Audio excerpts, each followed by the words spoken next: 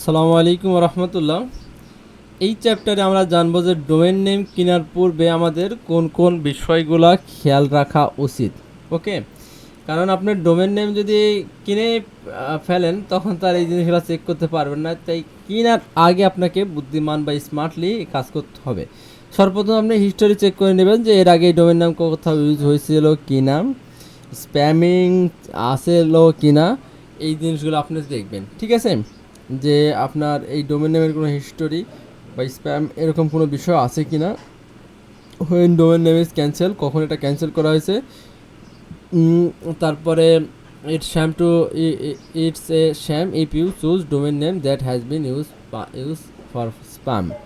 তার মানে আপনার এই ডোমেন নেমের আন্ডারে কোনো স্প্যাম, ফিশিং আর আদার হার্মফুল প্র্যাকটিস আছে কি না, এই জিনিসগুলো চেক করে আপনাকে ডোমেন নেম কিনতে হবে। ওকে, এরপর দেখেন top level domain, consider top level domain. আপনার টপ লেভেলের ডোমেনগুলো ইউজ করবেন। ঠিক আছে, টপ লেভেল ডোমেন কি আপনারা অলরেডি জানেন, যে last part of the domain name after dot it's a something about, for example region or industry which website operates.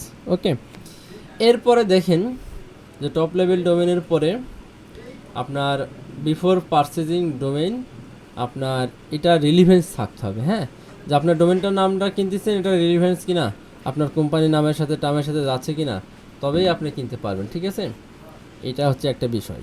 ওকে, এরপর দেখেন ট্রেডমার্ক চেক। অবশ্যই আপনাকে ট্রেডমার্ক চেক করতে হবে যে ট্রেডমার্ক আছে কিনা। ট্রেডমার্ক যদি চেক না করেন তাহলে পরে এখানে কেস খেয়ে যাবেন। তাই আমি আশা করি যে আপনি অবশ্যই ট্রেডমার্ক চেক করবেন।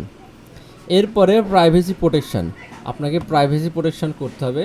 আপনাকে এটা কনসিডার করতে হবে পারচেজিং যে privacy protection, keep your personal information such your name, address, contact private, this help spam protects your privacy. যেমন ডোমেন নেম কেনার পূর্বে আপনি যেখানে পারচেজিং করতেছেন তাদের প্রাইভেসি প্রোটেকশন কেমন সেটা অবশ্যই খুঁজে নিতে হবে। হ্যাঁ, রেনুয়াল ফিস, এটা খুবই ইম্পর্ট্যান্ট একটা বিষয়, যে আপনি $2 দিয়ে ডোমেন কিনেছেন, পরের বছর আপনাকে $20 দিতে হচ্ছে, তাহলে তো হচ্ছে না ভাই। তাহলে আপনাকে ডোমেন নেম কিনতে হবে এমনভাবে যে আমি এই বছরও যেমন আছে পরের বছরও তেমন আছে।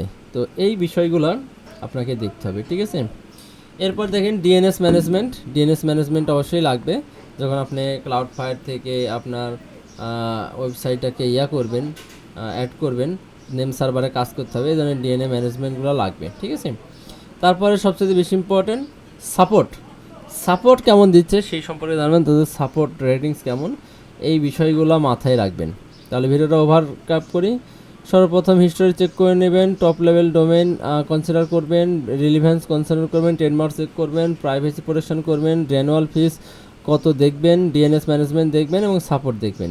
এই জিনিসগুলো হলেই মোটামুটি আপনি ডোমেন নেম কেনার জন্য প্রিপেয়ার হয়ে যাবেন। এই জিনিসগুলো ইনশিওর করবেন। ঠিক আছে, যদি সাপোর্ট ভালো হয়, ডিএনএস ম্যানেজমেন্ট আছে, রেনুয়াল ফিস যদি সেম থাকে, প্রাইভেসি প্রোটেকশন আছে, ট্রেডমার্ক না থাকে, রিলিভেন্স এবং টপ লেভেল এবং হিস্টোরি যদি ভালো থাকে, তাহলে আপনি ওই ডোমেন নেমটা কিনতে পারেন যেটা আপনি চুজ করেছেন।